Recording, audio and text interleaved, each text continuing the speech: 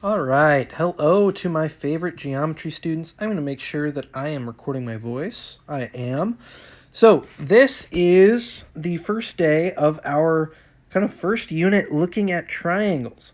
So, you already saw 4.0. That should have been mostly review, where you're just talking about how to name a triangle based on its sides, based on its angles. And then there was also a little bit about deciding if a triangle was isosceles or scalene or equilateral based on the distance formula. So there were a couple of those problems mixed in there as well. Today, we are going to be looking at both some properties of the angles and sides of triangles.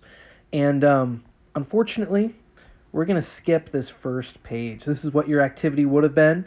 Maybe we'll go back to it, confirm what we've learned today, but for now, we're going to have to skip it. We're just going to go straight to the notes today.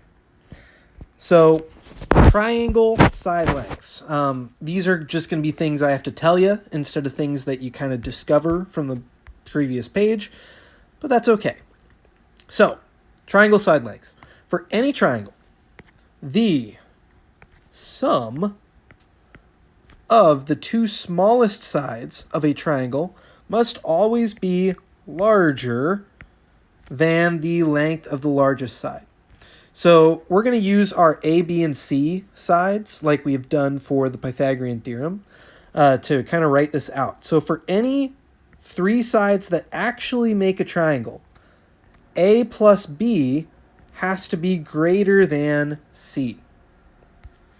So I guess if you look back at this activity, the whole point is that sometimes C is greater than A plus B, and you would see that as you try to make a triangle out of these side lengths, it actually doesn't work because it wouldn't connect.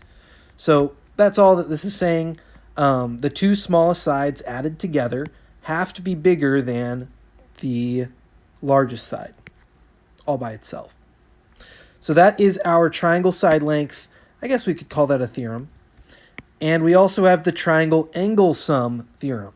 So if we have three angles of a triangle, we have A, we have B, we have C, then if we add all those angles together, guess what? It's going to equal 180 degrees. All right, we should have seen that one before, so hopefully you've had some experience in this arena. The other one we have is the exterior angle theorem. And what this says is if we have one angle on the outside, so all they've done is they've extended out one of these sides so that it makes this exterior angle. If we do that, if we extend one line out, then the angle that is formed between this line and the side is equal to the sum of the other two angles. So not that original one that is kind of adjacent to the exterior angle, but the other two. So this would be the measure of angle 1 equals the measure of angle 2 plus the measure of angle 3. And that's what they say here. An exterior is always equal to the sum of the two non-adjacent interior angles. And then just reviewing our classifying triangles, if we have all equal side lengths, that is called equilateral. If we have two equal side lengths, that's called isosceles. I put the C in there so we can remember how to spell it, except I just misspelled it. Isosceles. There we go. And triangles with all equal angles are called equiangular. When nothing else is given, sometimes it helps. Ooh, what did I mean when I wrote this? When nothing else is given. Oh, yes. When nothing else is given, sometimes it helps to draw a picture. Sometimes they don't give you a nice picture of a triangle to work with. So, make your own. Draw a picture. So, the main way that we're going to use these theorems is applying them to algebra. So, for instance here, A, B, and C is an equilateral triangle. And look at this. This is how we write out a triangle name. So we have a Greek letter that is a capital delta, but guess what? It just looks like a triangle, right? So just say triangle when you see this symbol. And then we put the 3 corners of the triangle. So A, B, C. A, B, C. So they're telling us ABC is an equilateral triangle. We're going to solve for both x and for y, and then we're going to find the measure of each side. So I guess thing to note here, they're not just telling us solve for x and y, they're telling us find the measure of each side. All right, equilateral triangle. What does that mean? Well, that means that all the sides are equal. So I'm going to be able to say one side is equal to another and use that to solve. Now, there's only one pair of sides where it wouldn't work. Do not set 3x plus 1 equal to 18y minus 41, right? That's been the theme of this class. You can't relate these x's to y's and expect to get anywhere. You have to say 3x plus 1 equals something that does not have a different variable in it. So in this case, we can just say 3x plus 1 equals 49. Subtract the 1, 3x equals 48, and then divide by 3. Let's see. 3 times 8 is 24, so that would be 16. X equals 16. Okay? Now let's solve for y. We're going to relate that to the same side. So 18y minus 41 equals 49. And then add the 41 to both sides. And that'll be 90. Divide by 18. Y equals, I think that'll be 5. So we got x equals 16, y equals 5. And then I said the daunting thing was having to find the side lengths, but that's actually not as bad as maybe you thought, because this sucker is an equilateral triangle. So if one side length is 49, then all of the side lengths are 49. So we can just say side AB equals 49, side BC equals 49, and side AC equals 49. And there we go. That is a completely solved triangle. All right, DEF is an isosceles triangle, and we've got DE congruent to EF.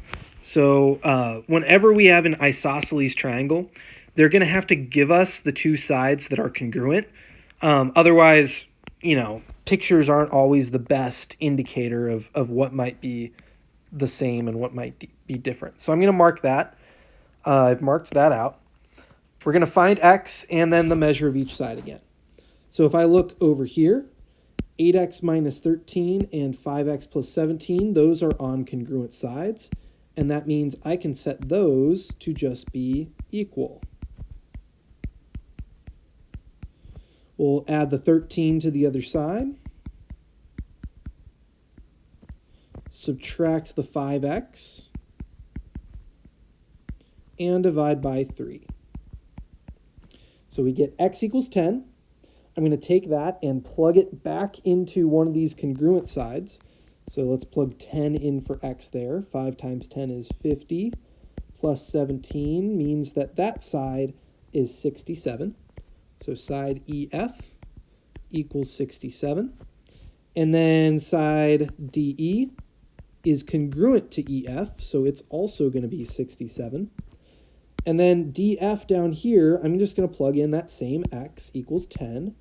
And 10 plus 21 is equal to 31. So side DF equals 31. And those are all my sides. Okay, we've got PQR. PQR is an equilateral triangle. PQ is that, QR is that, PR is that. The whole point of this one is now we do not have a picture. So I'm going to draw a picture for myself. I want it to be more equilateral looking. Come on. Close enough. There we go. So we'll just say PQR.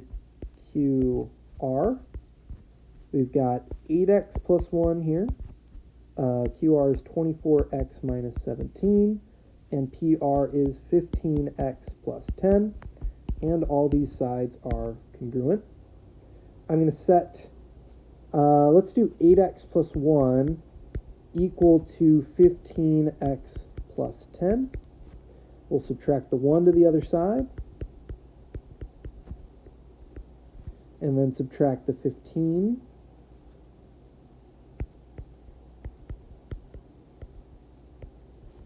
And we're actually not going to get a great measurement for x here, unless I've done something wrong. We're going to get negative 9 over 7, which is actually pretty ugly. Let's see, 8x plus 1, 15x plus 10. 8x plus 1 equals 15x plus 10. And then let's see, if I divided, yeah, x equals negative 9 over 7. It's pretty gross. Okay. The good thing is I only have to plug it in once. So let's plug it into PQ. That's probably the simplest. So 8 times negative 9/7 plus 1. And let's just use the calculator for this. Negative... No, this can't be right. Negative 9 over 7 is negative 1.28. Yeah, and if I multiply that by 8, I'm going to get a negative number for my side length. So we went wrong somewhere here. Let me check this real quick with the key. I have it up right here.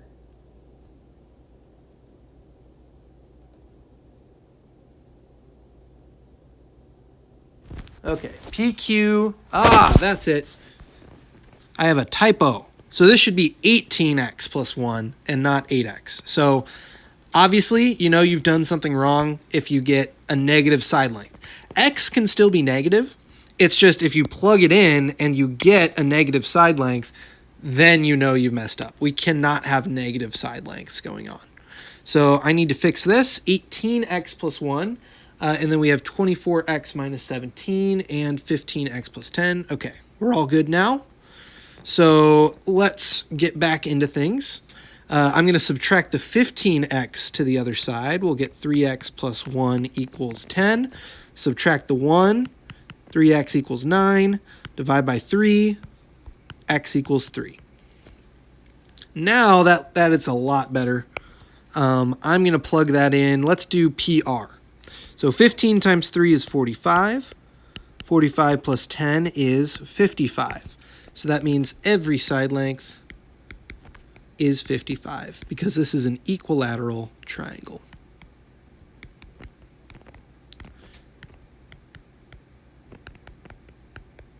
Awesome. Okay. Sorry about that road bump there. Okay, MKL is an isosceles triangle with MK congruent to ML. So if I draw this out, I'm going to draw it so that M's at the top.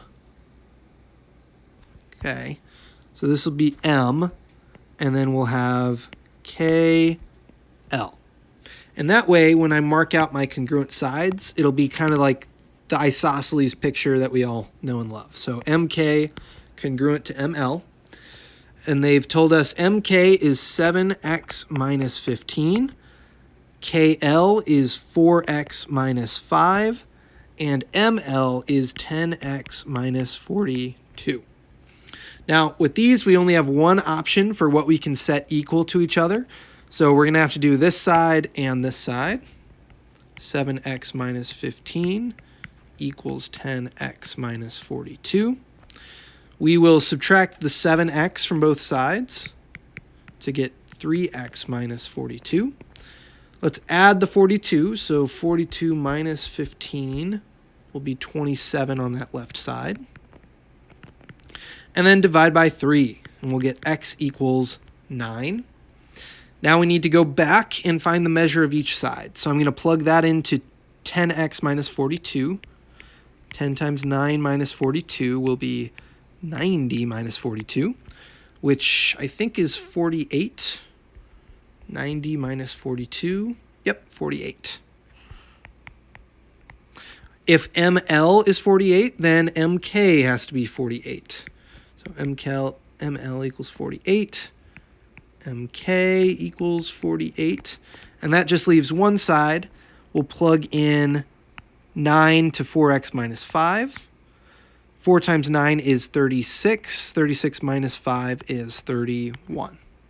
So KL equals 31.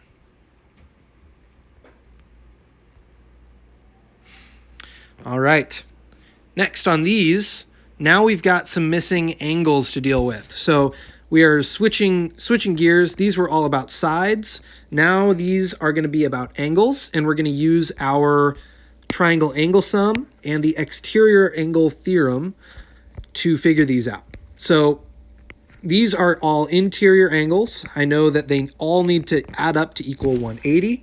So I can do this two ways. I can just use algebra. So I can say angle 1 plus 24 plus 37 equals 180. And then we can combine the 24 and the 37 together. 61. And then we can subtract the 61 and get 119 degrees. Remember your degrees on these. The other way to do it is, since we know that they're going to add up to 180, I can take the 180 minus 24 minus 37 and get the same thing. So it's just two different ways of getting the same thing. This is the exterior angle sum. So if I have angle 1 out here, I know it's going to be equal to the other two angles added together. So not the adjacent angle, but the other two. So measure of angle 1 here equals 76 plus 52. That is going to be 128 degrees.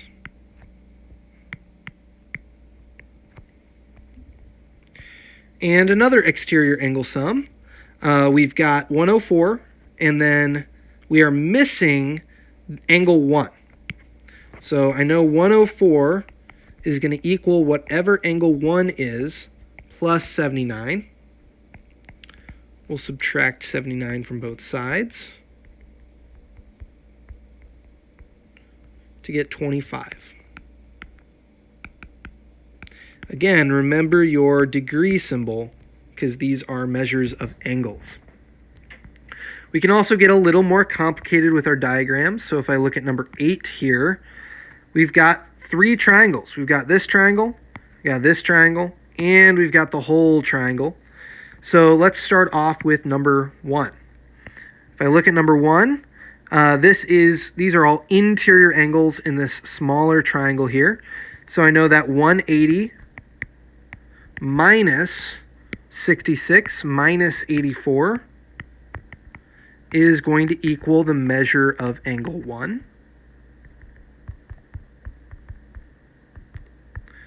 And that's going to be 30. So angle 1 is 30 degrees. Okay. If I look here at angle 3, well, even though this is inside the bigger triangle, if I take this bottom side of the smaller triangle and I extend it out, angle 3 is actually an exterior angle to these two. So to figure out angle 3, I could do 30 plus 66 to make 96 degrees. Now, you could also just do, this is a linear pair, so you could do 180 minus 84 to get 96 as well. All right, and then angle 2, that is an interior angle with 96, 43 as a triangle. So again, we can just do 180 minus 96 minus 43 to get 41.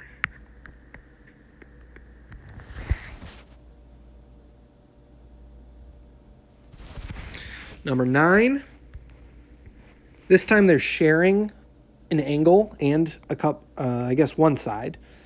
And we've still got kind of 3-ish triangles going on here. So let's start with angle 1. Angle 1 is an interior angle here in this smaller triangle.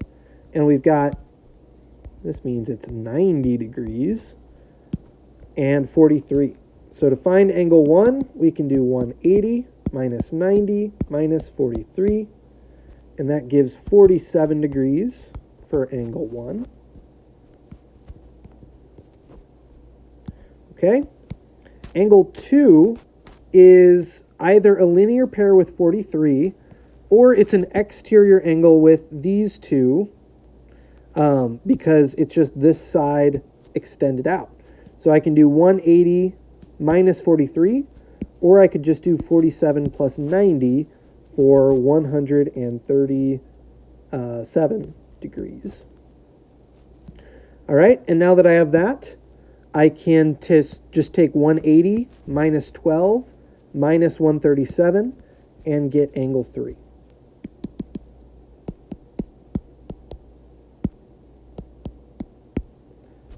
So that leaves 31 degrees for angle 3.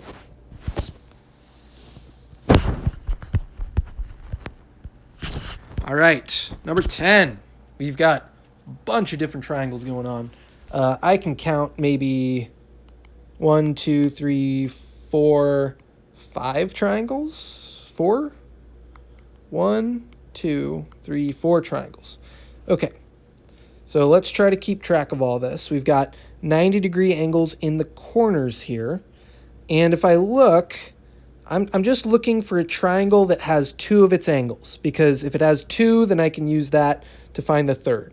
So we have angle 3 here, and 52 degrees is the measure of this angle. And then I have a 90-degree angle at the base. So that means I can do 180 minus 52 minus 90 to get 38 as angle 3. Okay, now that I have that, let's see. We've got a bunch of these 90-degree angles, which means we have complementary angles here. So to find angle 6, I could just do 90 minus 52. Man, all of you are waiting to submit your attendance for the day. Jeez. 38. Again, 38. So angle 6 is 38 degrees. We can find angle 5 by doing this whole triangle. So 180 minus 38 minus 86.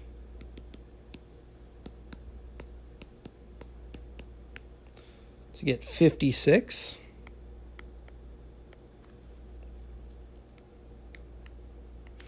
And now we have 56 complementary with angle 1. So I can take the full 90 degrees there minus 56 and get 34 as angle 1. I guess angle 2 is complementary with angle 3. So 90 minus 38 gives us 52 degrees for angle 2. And then we've just got angle 4, which is 180 minus 34 minus 52.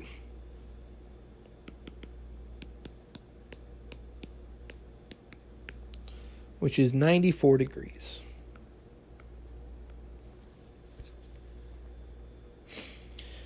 All right, and finally on this last one, whew, this is a lot. We've got a couple different ones here, and we've got, parallel lines. We're bringing in stuff from last unit. So extend those out just so we can see the relationships.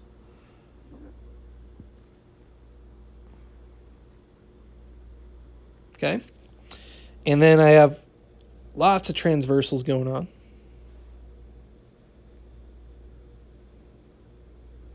Okay. So what I'm seeing here, we've got the only one I can see that we can directly use with these parallels. We've got a 47 degree angle here, and that would be an alternate interior down here with angle 7 because they're both on this transversal and they're both adjacent to a parallel line. So 47 would be the angle of angle 7 there. Now that we have that, we can unlock angle 8 because this forms a triangle in here. So 180 minus 47 minus 71 is 62 for angle 8. All right, now that gives us another alternate interior because I can match that up with angle 1, 62 degrees. And now I have another triangle with 2 of the angles unlocked. That means I can get angle 2 here. So 180 minus, I guess angle 2. Angle 2 is also just vertical with 71. So angle 2 is 71 degrees. We don't need to do that. I didn't see that. So angle 2 is just vertical with 71. We're using all our rules here. We've got also linear pairs in the middle here. So these have to add up to 180.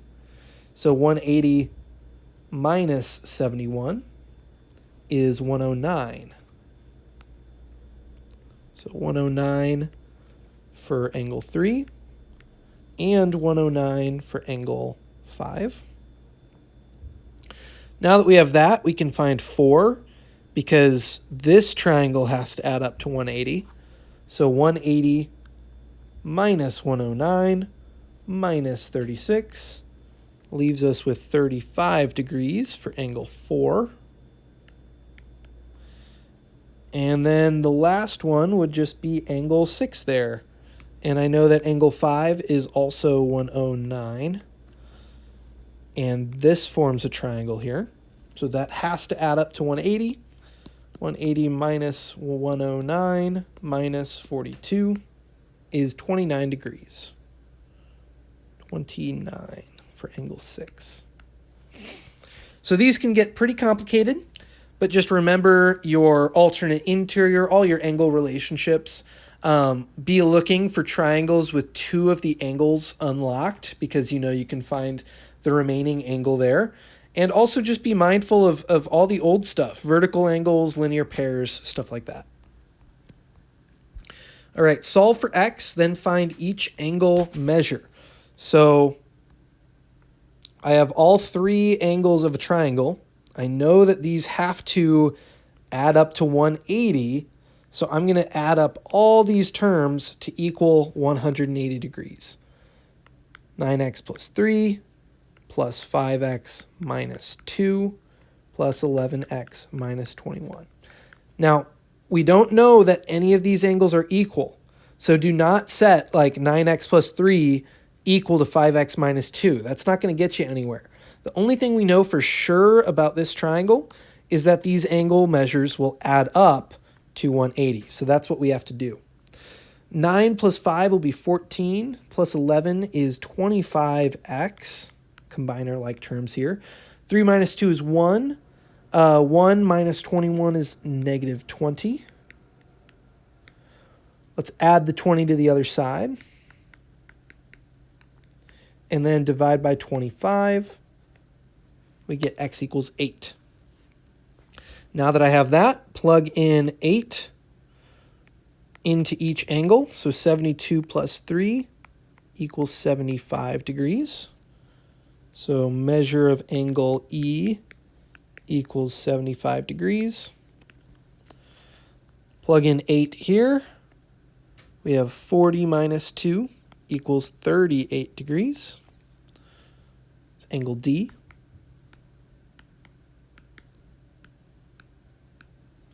And then let's do the same thing here. So 88 minus 21 will be 67 degrees.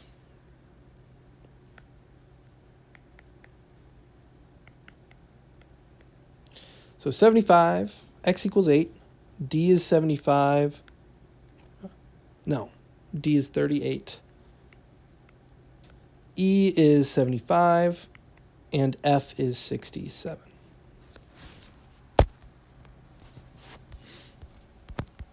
And there are a lot of these. Okay. This one, we have taken a side and extended it out. So this is an exterior angle. And we know the exterior angles are equal to the other two angles added together.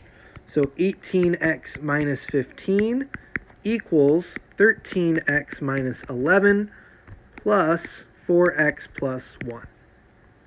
So let's combine the like terms.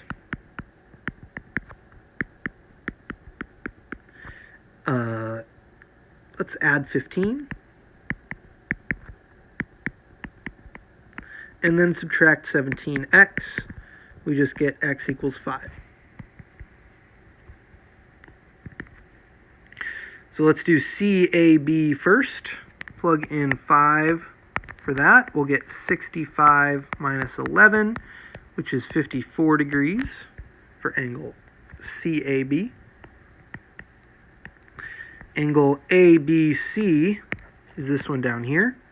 4 times 5 is 20, plus 1 is 21 degrees. ACB. ACB is this angle right here. And we can find that because it's inside the triangle and we have the other two angles. So 180 minus 54 minus 21 is 105 degrees. And we can find that last one by doing 18 times 5 minus 15. So 18 times 5 is 90, minus 15 will be 75.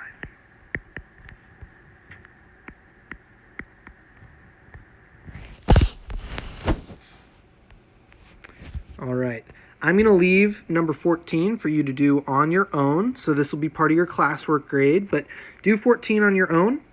See what rule you can apply. And that is also going to apply to 15. So do 14 and 15 on your own.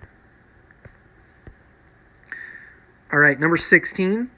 We should be getting used to these by now. We've got all interior angles here. So 9x minus 8 plus x plus 10 plus x plus 2 equals 180.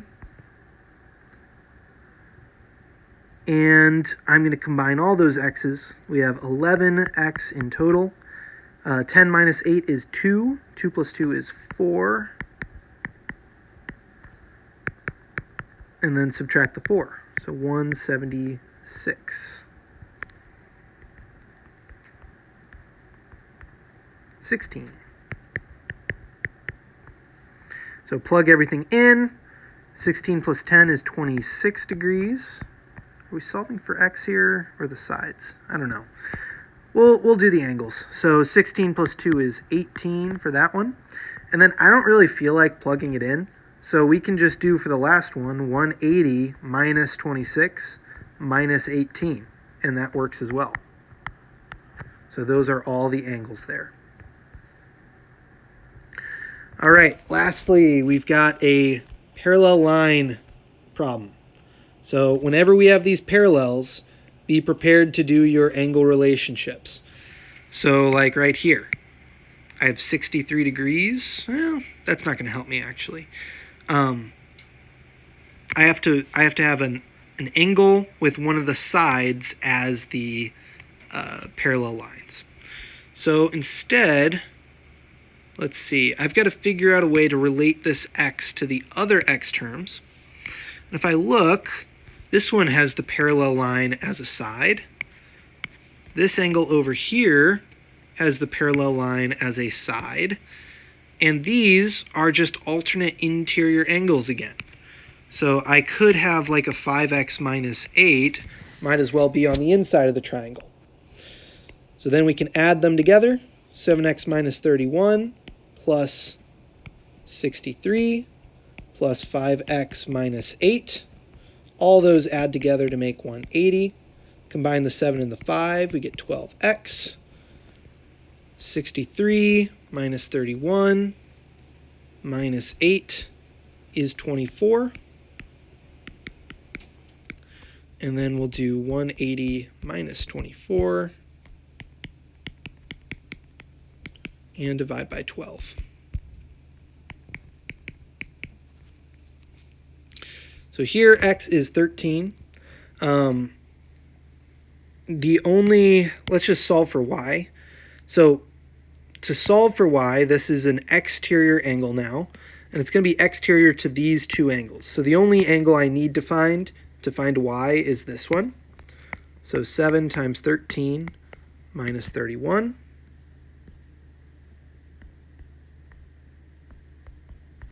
Will be 60 degrees on that one. So 4y plus 27 equals the two other angles added together on the inside. So this is not going to include 5x minus 8.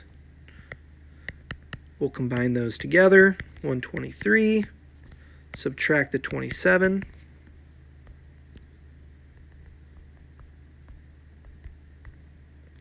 And divide by 4.